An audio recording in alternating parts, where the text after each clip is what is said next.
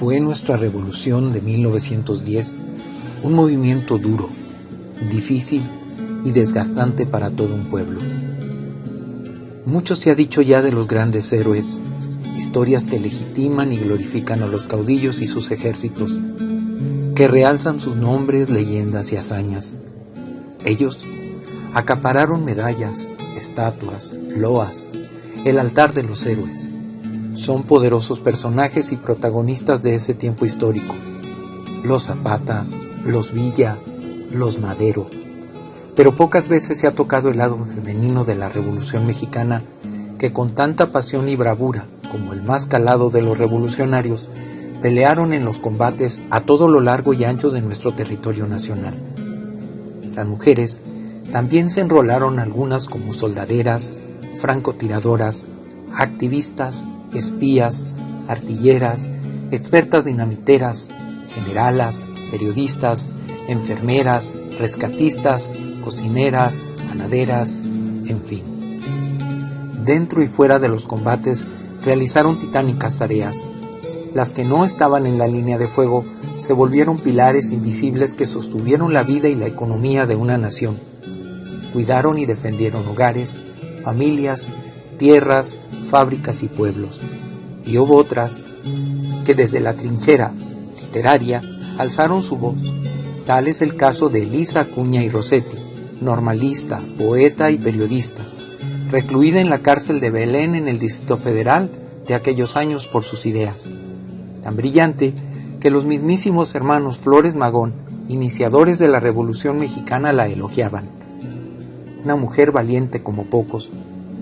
Ella, en el periódico Regeneración, escribió: ahora que muchos hombres flaquean y por cobardía se retiran de la lucha, ahora que muchos hombres retroceden ante el fantasma de la tiranía, aparece la mujer animosa y valiente, dispuesta a luchar por nuestros principios que la debilidad de muchos hombres ha permitido que se pisoteen y escupan.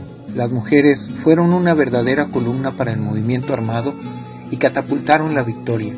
Sin embargo, al final, su figura fue relegada a la sombra. Ninguneadas, les escamotearon derechos y reconocimiento. Por eso, ahora que llega un nuevo aniversario de nuestra lucha civil, esta pues es una oportunidad para indagar sobre la participación de las valientes mujeres. Ellas también sufrieron el dolor ante la barbarie y el horror. Padecieron frío, hambre, pobreza, violencia sexual y discriminación. A diferencia de los hombres, incluso en medio de las trincheras cumplían la doble jornada laboral, porque mientras cargaban el fusil, las escopetas, las carabinas, las cananas, llevaban a sus hijos a cuestas cargando cazuelas, metates, rifles, y su suerte fue la peor de todos los ejércitos, ya que mientras los hombres avanzaban en tren o a caballo, ellas a pie, descalzas o viajando sobre los vagones de los trenes, los seguían de cerca. Fueron llamadas Juanas, Marías, Indias, Guachas, Adelitas, Soldaderas o un despectivo más horrible que era el de Galletas. Sin importar edad, estado civil, situación laboral o educación, las mujeres cumplieron la responsabilidad de luchar y salvar la revolución. Estuvieron en las sangrientas batallas, no en la retaguardia, sino en la mira, en la línea de fuego. Desde las trincheras dispararon fusiles, demostraron valor y aptitudes, sin dejar de cocinar, lavar y cuidar heridos y niños. Y no solo hablamos de la Valentina, María Valentina de Jesús Ramírez Avitia, nacida el 14 de febrero de 1893 en un caserío llamado San Antonio Norotal, perteneciente al municipio de Tamazula, en Durango.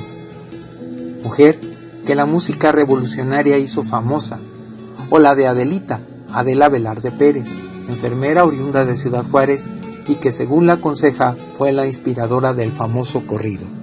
Tenemos también a María de la Luz Espinosa Barrera, a la cual el mismísimo Emiliano Zapata le otorgó el grado de coronela por su valentía y habilidades militares. María Esperanza Chavarría, una mujer que llegó a tener el rango de generala y cuya memoria en los últimos años ha empezado a rescatarse a través del esfuerzo de los grupos culturales independientes del municipio, quienes lamentan que la mujer haya permanecido en el olvido durante mucho tiempo. O también a Rosa Bobadilla, una mujer que en este municipio llegó a estar al mando de casi 200 soldados al inicio de la lucha, a quien se le conocía como la Coronela. Carmen Vélez, también llamada la Generala, se levantó en armas en Casas Grandes, Chihuahua, en favor de Francisco I. Madero. Ella comandó a 300 hombres, participó en la toma de Ciudad Juárez y lideró batallas en Hidalgo y Tlaxcala. Ángela Jiménez, experta en el manejo de explosivos, obtuvo el grado de teniente en el ejército villista. Petra Herrera formó su propio ejército integrado por mujeres, sumándose a las fuerzas maderistas en Torreón, Coahuila. Margarita Neri nació en Quintana Roo, hija de padre alemán y de madre indígena maya. Era hacendada. Cuando estalló la revolución, se enroló en el movimiento, levantó su propio ejército con 200 hombres. En 2 meses había 1000 personas a sus órdenes en Yucatán, Tabasco, Guerrero y Chiapas. Cuentan que disparaba y cabalgaba con la misma habilidad que cualquier hombre. Ella, lamentablemente, al final fue ejecutada. Elisa Griesen Zambrano, de Parral, Chihuahua, a los 12 años ya era firme partidaria de Pancho Villa. Reunió a mujeres y niños para enfrentar al comandante Frank Tompkins y tropa en 1916. Hasta con palos y piedras lograron la retirada del enemigo y salvaron la ciudad. En todos los bandos las mujeres distribuían y limpiaban las armas. En los enfrentamientos pasaban el armamento y lo recogían. Hay fotografías en las que aparecen puliendo pistolas o recolectando cartuchos. Recuperaban las armas de los combatientes caídos. Aurea San Martín se encargaba de distribuir armas entre los simpatizantes de la causa maderista. Un día, tras entregar un paquete con dinamita, fue descubierta y encarcelada. En el movimiento armado hubo mujeres con talento, habilidades y cualidades innatas para la guerra. Es el caso de María Quinteras de Meras, soldadera en la tropa de Francisco Villa. Su valentía y capacidad militar la catapultaron al grado de coronela. Tan espectacular era su dominio de las armas y movimientos en las batallas que los villistas no lo percibían como don natural. Corrían rumores. María tenía poderes sobrenaturales, cosas del infierno. Quizás hasta pacto con el diablo. No asimilaban que era una mujer que les hiciera sombra. Encarnación Mares Chonita militó en las fuerzas que lucharon contra el usurpador Victoriano Huerta. Para no ser excluida ni cuestionada, vestía como hombre, se cortó el pelo, usaba un gran sombrero y hasta enroquecía su voz. Por su excelente desempeño la ascendieron de cabo hasta teniente. También Carmen Amelia Robles Ávila sufrió la despoblación social, optó por cortar sus largas trenzas, usar vestimenta masculina y cambió de nombre. Se hacía llamar Amelio Robles. Brilló en el manejo de armas y caballos durante los combates, tanto que el ejército reconoció su papel en la Revolución de 1910. Sin embargo, el reconocimiento no fue para Amelia Robles, sino para el coronel Amelio Robles. Ángela Jiménez era de Oaxaca. Tras presenciar un intento de violación a su hermana por parte de un soldado federal y que resultó en la muerte de ambos, se unió en la lucha revolucionaria. Vistió ropas masculinas y cambió su nombre a Ángel. Ella era experta en explosivos. Sara Perales se incorporó al grupo maderista en 1910, acompañado a los revolucionarios que tomaron Ciudad Juárez. Estaba al frente del cuerpo de enfermeras voluntarias, donde organizó la atención de hospitales de sangre en Chihuahua en 1914. En Monterrey, Nuevo León, se unió al constitucionalismo como enfermera en jefe bajo el mando de médicos militares. Celia Espinosa Jiménez fue profesora, enfermera y diplomática. Participó a favor de Francisco I. Madero.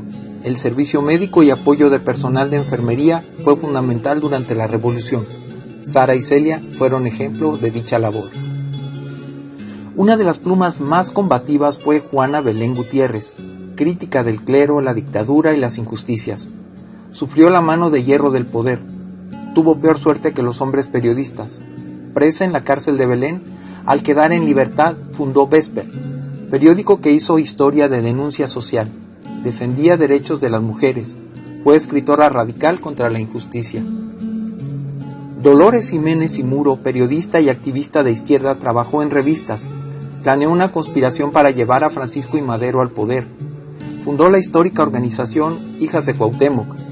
varias veces encarcelada por Porfirio Díaz y Victoriano Huerta, hizo huelgas de hambre para recuperar su libertad. Su lucha en favor de las causas obreras y campesinas conquistó a Emiliano Zapata. Participó en la redacción del célebre Plan de Ayala. Avelina Villarreal colaboró con artículos incendiarios en el periódico de Regeneración de los hermanos Flores Magón. También apoyó con recursos financieros a grupos revolucionarios y con la compra de armamento. Triunfó la revolución y, sin embargo, la realidad desnudó una especie de gatopardismo, que todo cambie, pero que todo siga igual.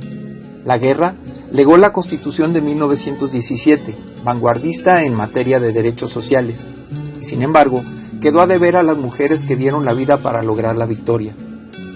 En 1916, mujeres encabezadas por la feminista Hermila Galindo pidieron igualdad a Venustiano Carranza y a los constituyentes, principalmente en derechos políticos, pero las ignoraron.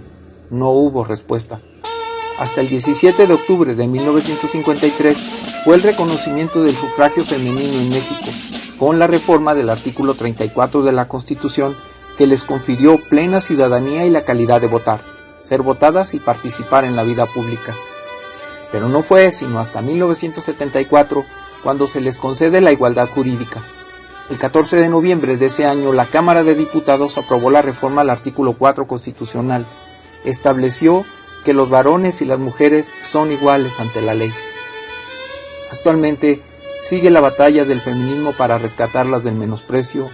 Novelas, ensayos, documentales e investigaciones reivindican el verdadero papel de las mujeres en la Revolución de 1910. No fueron solamente cocineras, lavanderas, esposas y fieles enamoradas de los caudillos y sus tropas. No son satélites y planetas que únicamente giran alrededor del Sol. La popular canción La Adelita contagia la visión tradicional. Ella dice: en lo alto de la abrupta serranía, acampado se encontraba un regimiento, y una moza que valiente lo seguía, locamente enamorada del sargento. La revolución de 1910 también fue obra de las mujeres, pero el poder silenció y minimizó la contribución femenina. También olvidó a las miles de viudas y a los miles de huérfanos.